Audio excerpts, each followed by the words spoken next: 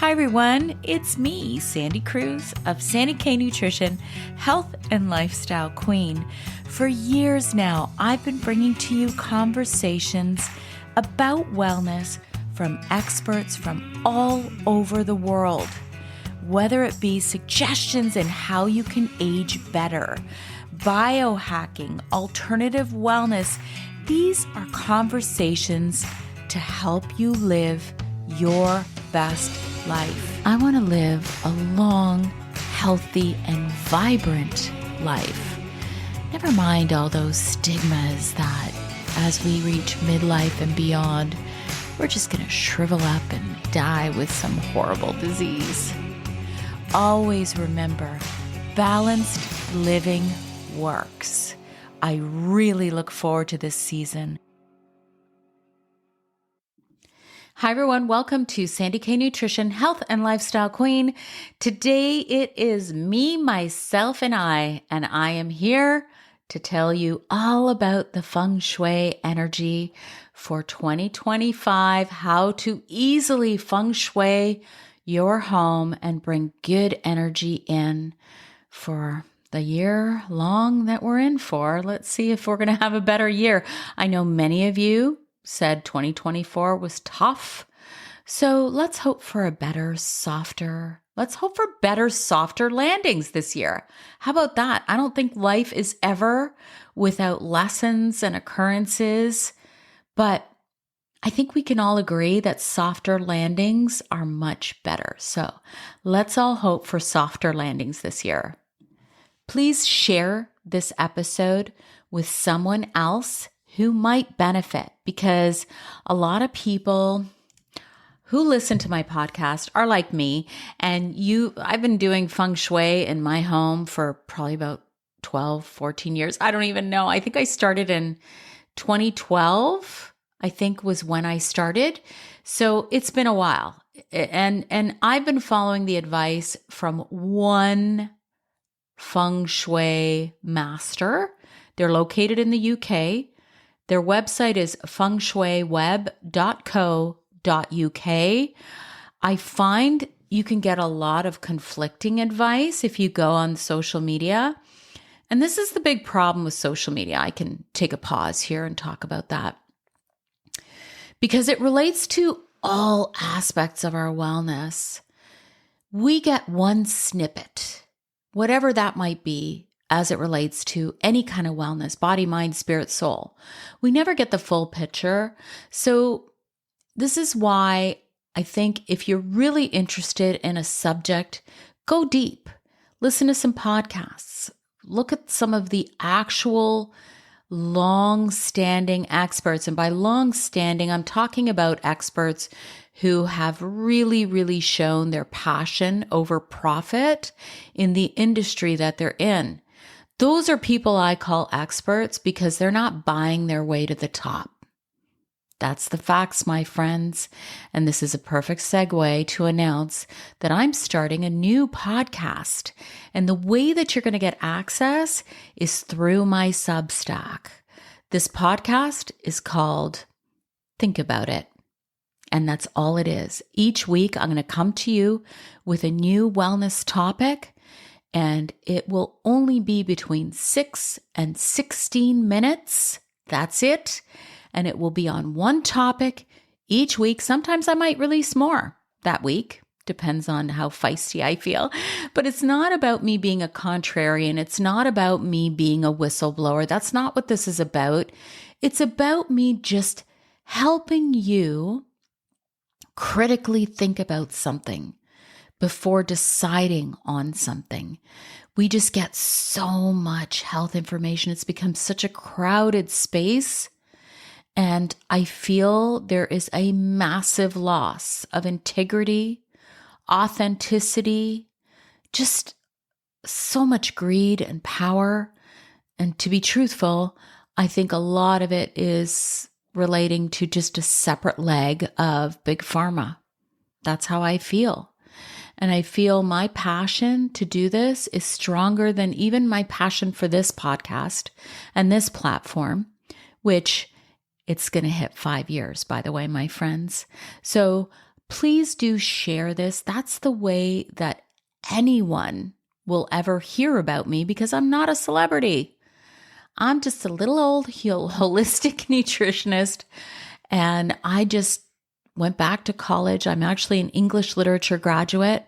I went back to college when I was 46 or 47 to get a diploma in holistic nutrition after having thyroid cancer at the age of 41, after my daughter having cancer at the age of 5, and after my husband coded in hospital. So you can kind of see why I'm a little bit, superstitious. And I started following Feng Shui because I just wanted to enhance positive energy in my home and do what I ever could do about everything and anything to enhance the wellness in my life, to help me to age better.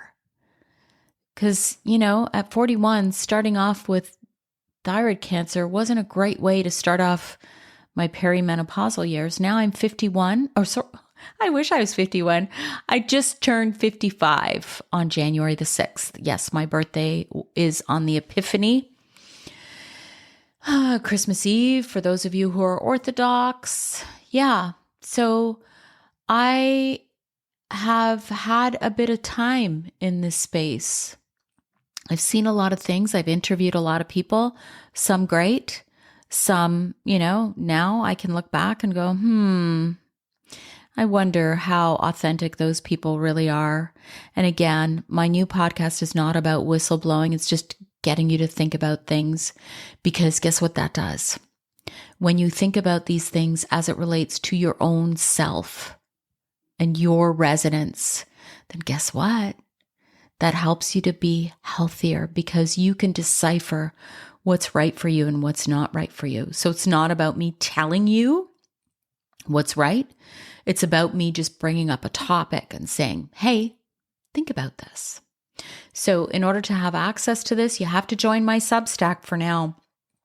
It is Sandy Cruz, SandyKruse.substack.com. The link will be in the show notes.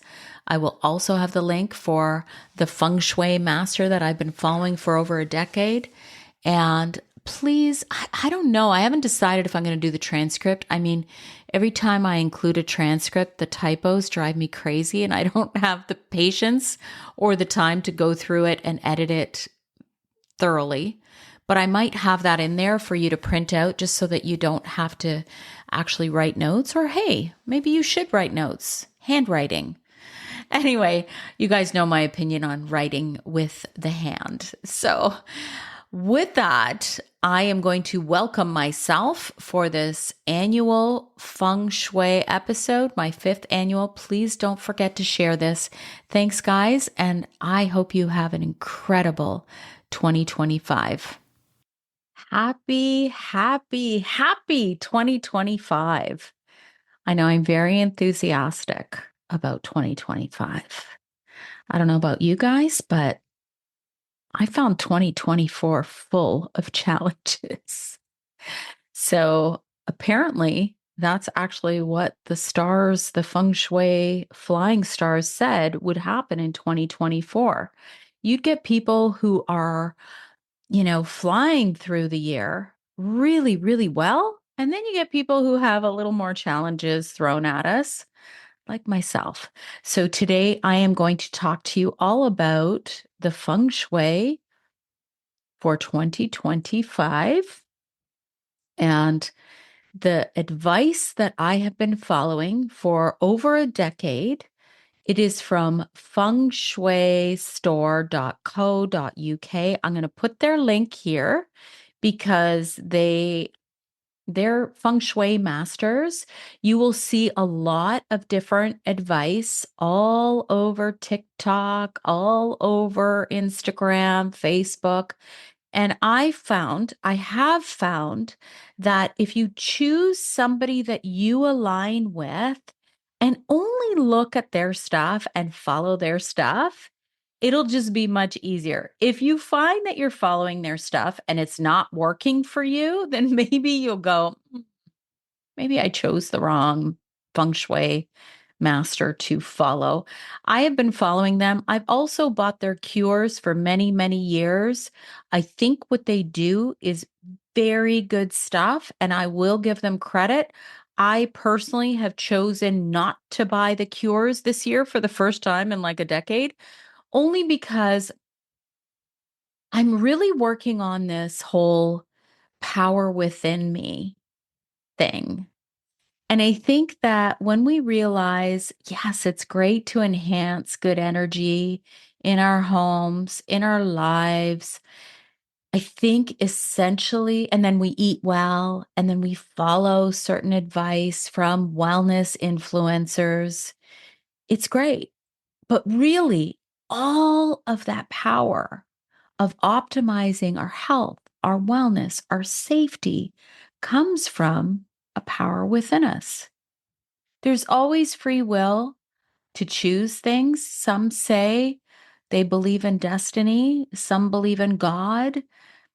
And really, for us here on earth, I think it's just all about the process and learning from the challenges and taking those little challenges in life that are thrown at us as breadcrumbs. I've written about this in my Substack. So you can go follow me on Substack. It's Sandy Cruz, SandyKruse .substack, substack.com. And I write a lot of shorter, more explorative essays that relate to our wellness, body, mind, spirit, soul. And I think you'll like it if you like to read about these kinds of things. I also write on Medium now and again. So, and I've also released my essential thyroid guide. Most of you who follow me know that I had thyroid cancer at age 41. And 2 days ago, I just turned 55. So now I'm going through menopause without a thyroid gland. And there's some challenges. Many medical professionals would say, well, you have medication to control that. And I'm like, yeah, but I do believe energetically when you are without a master gland or you're without a gallbladder, even without appendix, whatever it is, I think that it changes the dynamic of how your body works. And so it's always about rejigging for me, hormones. So I wrote the Essential Thyroid Guide last year. It is a patient advocacy guide. It is not clinical.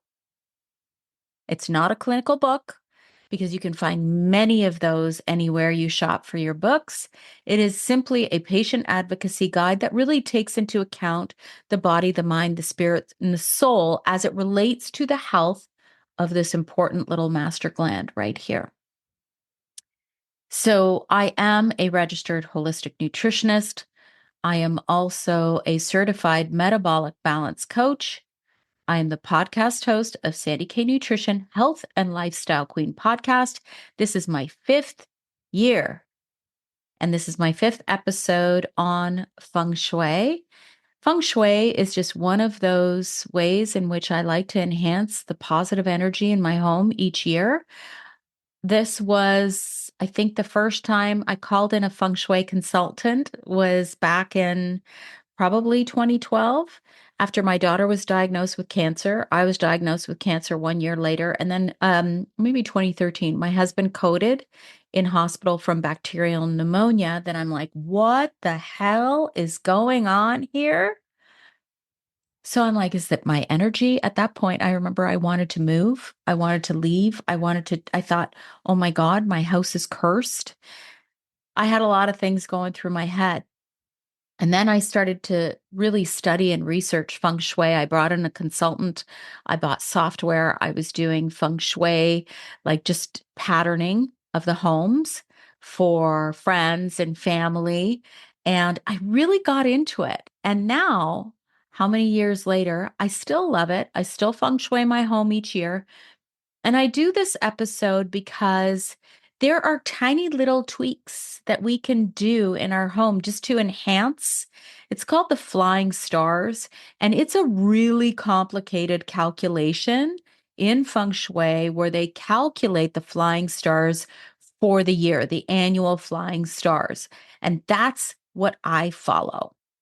So the first thing you're going to do is you're going to grab your compass on your iPhone or your Android, just search for compass, and you're going to stand in the center of your home facing your front door. And with that compass, you're going to see what direction is my front door facing. This is the easiest way to map out the directions in your home. Then you're going to draw like a tic-tac-toe grid. I'm going to show you right here. And for those of you who are listening, just think of tic-tac-toe. So it's going to be reverse for you who are looking at this. But this is my home. And you're going to draw this grid, and there's going to be 9 spots. So think of tic-tac-toe, think of 9 spots. And then you're going to put where your front door faces at the bottom center, the bottom center. So mine is northeast. And then you're going to draw all the directionals or mark all the directionals in the proper order. So then northeast, north, northwest, west, southwest, south, southeast, east, and then center of your home. Then you're going to know, like, so I know, for example, my front door faces the northeast. And then I have a living dining room that faces in my east section. So you're going to know basically what rooms are where in your home. This is by far, I used to actually have software that would provide a floor plan and all of that. And yes, it's very, very detailed. You don't need that. You just need approximate spaces so that you know approximately what area is what in your home. Now, the next thing is just remember that with feng shui, you've got 5 elements. Okay. So you've got wood. And so that could be symbolic with colors like green. Um, and, this is where you're going to find it really conflicting, meaning that some might say blue, the color blue is water. And it depends on who you follow. So let me finish this first. Wood, fire, earth, metal, and water are the 5 elements in feng shui. And the colors, this is where it gets complicated, and the elements. So, for example, if I have a painting that is with water, and let's say the water is green. Well, that's where it gets confusing, right?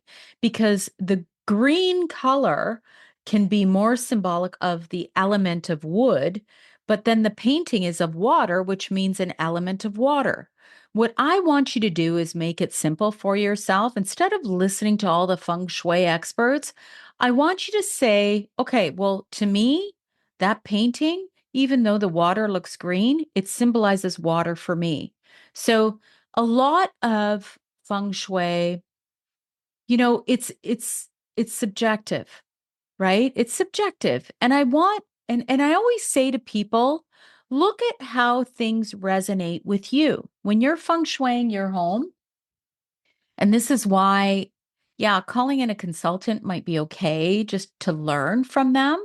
But in the end, I say this all the time, even when you're, let's say, smudging or cleansing your home, I always think it's best to do it yourself because only you know the intent and the purpose and what's inside of you on what your outcome is going to be. I'm not saying people have bad intent towards you. I mean, some might, but this is why I'm saying when you learn it yourself and you do it yourself, it's always going to work better because it's going to resonate with you. I hope that makes sense. So 2025 is the year of the yin wood snake. Now, the energies overall, they're predicting that they're going to be more settled, a little calmer. And this is good, right? Because of what I was saying at the start. 2024 happened to be a year where for some it was really good, and for others it was really not good. I'm just kind of dealing with last weekend, I was dealing with a kidney stone. And then I had COVID. Like I had a lot going on last year that weren't really great. And so they're saying that yin wood years can really bring resolution and resilience, not just to yourself, but to the world. And I think the world could use that, right? Now, the advice that I always follow, they will give you a section. So, for example, the center of your home, and they will indicate whether it's auspicious or inauspicious. So, if it's auspicious, that means it can really be a lucky part of your home if you activate the energies. Inauspicious means it can really be a not such a great place in your home. So you want to downplay the energies. This is the best way for me to describe what auspicious and inauspicious means. And I'm going to start with the center of the home, which is considered auspicious. So, in the center of your home this year, you're going to want to have metal and earth elements. So, if you enhance this energy in the center of your home, you're going to enhance the luck, the health, the relationships, the wealth. So, you're going to want to work with this energy. So the colors that you're going to want are white, silver, gold, copper, brown, beige, yellow. You want to avoid colors like green, reds, oranges, purples, pinks. You also don't want black, gray. And I mean, here's where I'm going to do a little pause. If you're anything like me, your entire house is probably black, gray, beige, blue. So again, it's not like you're going to go and rip out all your hardwoods because there's too much beige or brown. You're going to try and enhance that area with the energy and the colors and the elements that are more beneficial for that area. So I kind of say this all the time. I never go too crazy with paint colors in my home. I won't paint an entire wall red or blue's not so bad because it's a little bit more of a calming color. But red, especially, I'll never get a red couch. I'll never get, paint a wall red because it always signifies fire. So having a fire element can be really good if you want to enhance that energy. But having fire when you can't really take it away can be very overpowering and overwhelming. So that's why I just choose more muted, downplayed colors and then use elements, or I'll use a throw or maybe a rug or something like that just to play around with the elements and the colors for that area in my home. So back to the center. Some of the things that are really good to put in the center as it relates to elements, you don't want candles in the center of your home this 2025. You don't want red. You also don't want much wood, fire, and water. So again, in the center of my home, I mean, I have a print that is water, but I think if I enhance the area, I have a nice singing bowl that is metal. And they say it's a good idea. You can put crystals inside, and they say the number 8 for the center. So 8 small crystals inside of a singing bowl that's metal is a really great element to add to the center of your home. Just no candles. Candles are really tricky.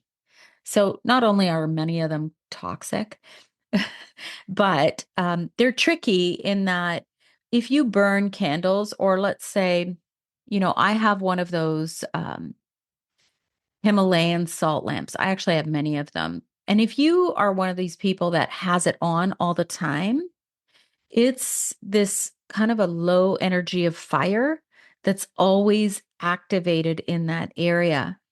So I may have that saltwater not saltwater, sorry, Himalayan salt lamp in the area because it's shown to really help cleanse energy, but I might not turn it on if that area of my home does not want too much fire because any kind of light signifies fire. Let's move on to the south. Okay, the south, auspicious. So in the south, we want metal and earth. The south is going to be especially crucial for career, wealth, and luck, and especially beneficial for females of the home if you activate it. So the colors that you want are brown, beige, yellow, white, silver, gold. You want to avoid black, gray, blue, green, reds, purple, orange. Remember, reds, pinks, it's all in the same family. You can find all this online, by the way. You want to avoid wood, fire, and water. The South is a great place for human interaction, some socializing. You definitely don't want candles there, but they say it's a good place for crystals. So that's that. Southwest, auspicious, especially beneficial for relationships, wealth, and luck. And again, a great place for the females and mothers. So you want to enhance this if you're a mom and if you're a female. In here, you want a lot of earth and fire. The colors that you want are brown, beige, yellow, red, and purple, pinks, that kind of thing. You want to avoid green, white, silver, gold, black, gray, blue. You want a lot of candles and crystals in this area. And this area, the Southwest, happens to be a very strong manifestation area. And listen, I've got a bunch of different things that I do for manifesting. And remember, I've actually recorded a podcast about this. If you're not matching the energy as well as the frequency and vibration of what you're trying to manifest, which is really hard to do, you guys, then it's going to be tough to manifest. And I have my own little ritual that I've been trying, and it's supposed to really kind of help you raise your vibration to actually feel what you're trying to manifest. I can tell you what it is. Why not? I take out my journal every day and I'm writing the date of 1 year later. So, for example, today I'm recording this on January the 8th, 2025. I'll write January the 8th, 2026. And I'm writing it like it's 1 year later. And I'm writing it like, I'm so grateful for that incredible opportunity I had to release my book with this publisher. I'm just giving you an idea. So you show gratitude, you show thankfulness, you actually pause and feel the energy, which is really kind of cool when you do that. I want you to think about what you did when you were a child. We did a lot of imaginary work, daydreaming. We didn't even know we were doing it. So that's kind of what this is. And you're going to write this in your journal for 30 days. Not the same thing, but each day, write what it is that you experienced. And you're writing it as though it already happened, but you're going to do it for 30 days. Give it a try. I'm doing it right now. I think I'm on the third week and I haven't missed one day. So I'll keep you posted on that. So the Southwest is actually a great place for manifesting. So one of the tips given by the Feng Shui masters, write all your hopes and dreams, and you're going to place it under something that would signify an earth element, like slate, like a little slate, I don't know, coaster. I have a slate coaster, actually. So you're going to put it under there and you're going to keep it there in the Southwest. And you're also going to avoid metal, water, and wood there. In that area, you're also, because it's such a great, powerful area, you're going to add family photos, some light. So here's a perfect place where you can put that Himalayan salt lamp and just kind of have it on all the time. It's a great place for it in the Southwest. Um, Mandarin ducks, I actually have these two mandarin ducks that, you can face each other. They're made of quartz, rose quartz, and they're sitting on a jade leaf. They're so cute. I move them around my home. I make sure I cleanse them and charge them each year. So I'll pause here and talk a little bit about cleansing. So you can buy a lot of these cures on Amazon because let's face facts, life is expensive. So we're kind of looking at where can we get the things, like the little things. Like I talk about a Wooloo. It's like a little health gourd. And the ones that I have are made out of solid brass. They're beautiful. I have them at the bedside tables, and I try to do a cleansing and a charging twice a year, but sometimes, life gets away from you, right? So um, what you're going to want to do is if you find these things on Amazon, I talk about the 6 Chinese coins tied with a red ribbon, you're going to want to charge them and you're going to want to cleanse them. There's a couple of different ways you can cleanse them. They're two different things. Charging and cleansing are two different things.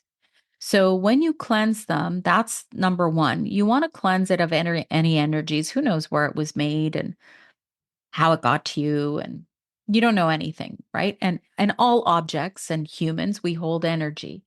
So you're going to want to cleanse it. One way of doing that is doing a smudge with whatever. And I'm a big believer that any smoke smudge will work. I've heard different things about how white sage has become like an endangered plant or something. I don't know. Anyway, just use some sort of a smoke because think about it. In all religions, they've always had smoke as a clearing method. So do that. And you can use sage, you can use sandalwood, you can use whatever it is that Palo Santo is another one that's very popular, whatever it is that you want to do.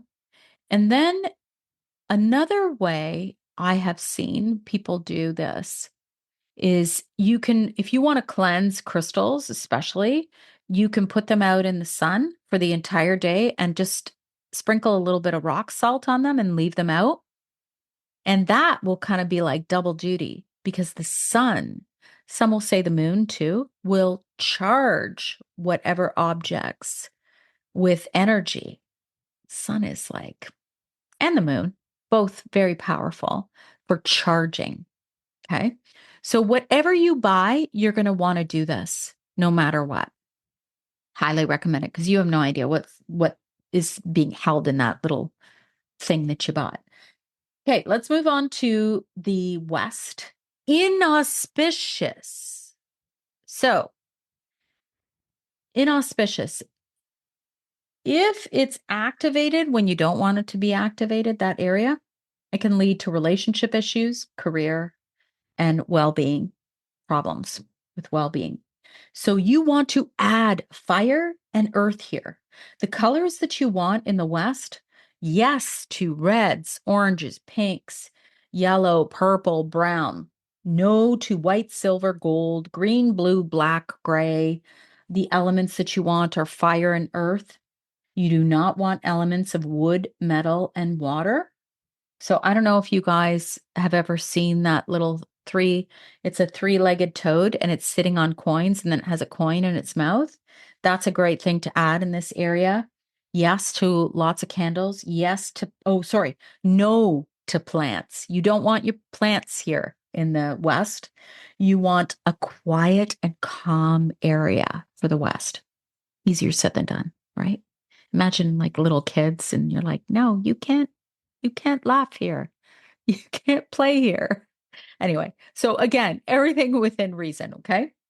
Northwest, inauspicious. If the negative energy in the Northwest is activated, it can cause stress. Who doesn't have stress, though, right? Legal issues, loss of wealth, theft, and arguments. So you want to add fire and earth. You want these colors. You want reds, oranges, purples, pinks, beiges, browns. You do not want green, whites, silvers, black, gray, blue. You do not want wood, metal, or water. You do want candles, crystals, lights. So again, that's a great place for that little Himalayan salt lamp. that you keep on all year round, little low light. You do not want renos. So that's the other thing with feng shui. There's some areas where if you disturb the ground, so I'm not talking about painting a little bit or, doing a little bit here and there. I'm talking about major renos, like a bathroom reno or let's say you're ripping up all your floors. So the Northwest is an area that they want you to be calm and quiet in. So renos would kind of be a no-no. The North is inauspicious. So, if activated, the risks are burglary, deception, backstabbing, gossip. So, you do want wood and water elements. The colors you want are greens, blacks, grays, and blues. You want to avoid beiges, browns, reds, whites, silver, pinks. You don't want metal, you don't want fire, and you don't want earth elements. Okay. You want it calm and quiet again. They really want you to have a calm and quiet home, it seems. It's kind of hard. So you do want to add plants in this area. No candles, no wind chimes. If you're a wind chime person, I'm going to give you a place where you can add your wind chime. Okay. Northeast, inauspicious. If activated, there's risks of illness, accidents, bankruptcy, fatalities. Damn. You don't want to activate that energy, right? So, yes to metal. And that's the only element that they're saying yes to. This is the place that you do want a wind chime. My front door happens to be facing northeast. I don't know if I want a wind chime there. I'm going to have to think about that because I try and be very subtle with all of my feng shui cures. So, what I do, so that most of you who do live on multiple levels, I have 3 levels. So, I have my basement, it's finished, main floor, and I have a second floor. If I can't find a place for it on the main floor, I will put it upstairs because that area of the home is still facing that same direction and it's still that part of the home. So that's a concept and an idea you can look at if you're not interested in having a giant, you know, metal wind chime at your front door. Okay. So you do want a wind chime in the northeast, but it's a metal one. Okay. You want your saltwater cure. So, normally in the past, it's always been 2 places for a saltwater cure. So, I want you to look up saltwater cure. And actually, instead of getting into it here, I'm going to actually put the link on how to do a saltwater cure in the description because I would argue that saltwater cures are one of the most potent Chinese or feng shui cures for any home to dissipate negative energy in the home, in that area, especially. So they really want you to put a saltwater cure there.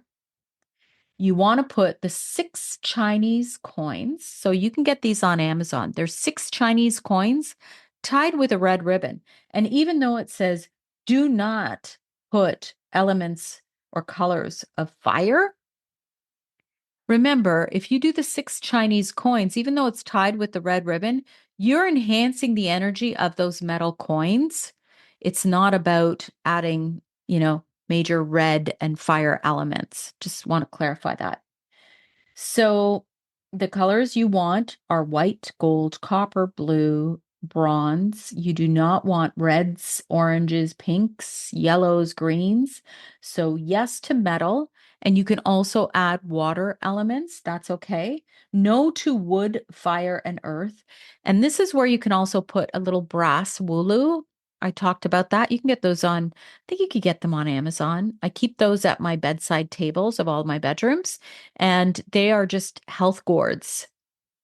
So, and that's a place that they want you to put that. The East, auspicious. Okay, we got a lucky area again. Strong wealth, luck, fame, and recognition. Yes to fire and wood in this area. The colors that you want are green, red, orange, purple, pink. No to brown, beige, yellow, white, silver, gold, black. Yes to the elements of fire and wood. No to earth, water, and metal. You can add, so there's a little Buddha that is like red and gold, and he's holding 2 sacks of money on the sides of himself. They say this is a great place to add that. You can add candles and plants here, fresh flowers, wulu, and they're saying 8 Chinese coins. So I'm not sure why it's 8. I can't really tell you, but it probably has something to do with the area and the flying stars number. Southeast.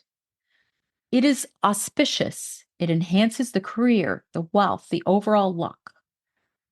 Now, you want to use water and earth.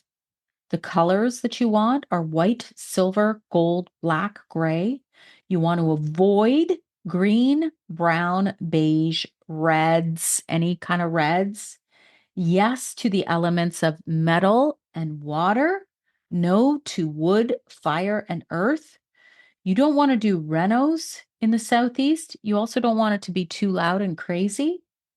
And you do want 6 Chinese coins in this area. Usually there's 2 placements for those as well. This is the second placement. You do not want candles, and you do not want any large crystals either. So that's it. Now, some of you might say, well, elements of wood and earth can cross over, and they can. They absolutely can. But again, I want you to think of resonance and what makes sense for you. How do you relate to, a certain element? Do you consider it wood or do you consider it earth? So I think that's probably a very important factor to consider when as it relates to feng shui. And, good luck with it. I'm going to do a transcript of this. I'm probably not going to proof it, meaning there might be some spelling errors or whatever, but at least you'll have something that you can follow, or you can write this down, listen again, and just write it down, or you can go to the website and find the information. I kind of took there's a lot of information from these guys. They're very good at what they do, but I kind of consolidated it and made it easier in bite-sized pieces so that you can easily make these changes in your home. If you have any questions, feel free to email me, sandy@sandyknutrition.ca. Follow my podcast and share this. You know that I talk all about all aspects to wellness, and this is like one tiny, tiny little piece of what I talk about. February, I will hit 5 years of my show. I've had a lot of great guests on my podcast. Hopefully I'll keep it going. There's a lot of interesting energies that I'm noticing much more, especially over the last year. And I'm not one of those podcasters or practitioners or speakers or anyone who pays to play. And I'm not that person that will be like, oh, I'm going to pay to be a part of this so that I look bigger and better. I don't know. I'm seeing a lot of fakeness in the world. And I think a lot of other people are too. So it's just little old me doing my little old thing. And I hope that you will share this and follow Sandy K Nutrition Health and Lifestyle Queen podcast anywhere you listen. Follow me on all my socials. I'm on Instagram, TikTok, Facebook, Threads. I'm kind of everywhere. Just look for Sandy K Nutrition. And I want to thank you guys. And I wish you all a very happy and healthy and prosperous 2025. I hope you enjoyed this episode. Be sure to share it with someone you know might benefit. And always remember, when you rate, review, subscribe, you help to support my content and help me to keep going and bringing these conversations to you each and every week. Join me next week for a new topic, new guest, new exciting conversations to help you live your best life.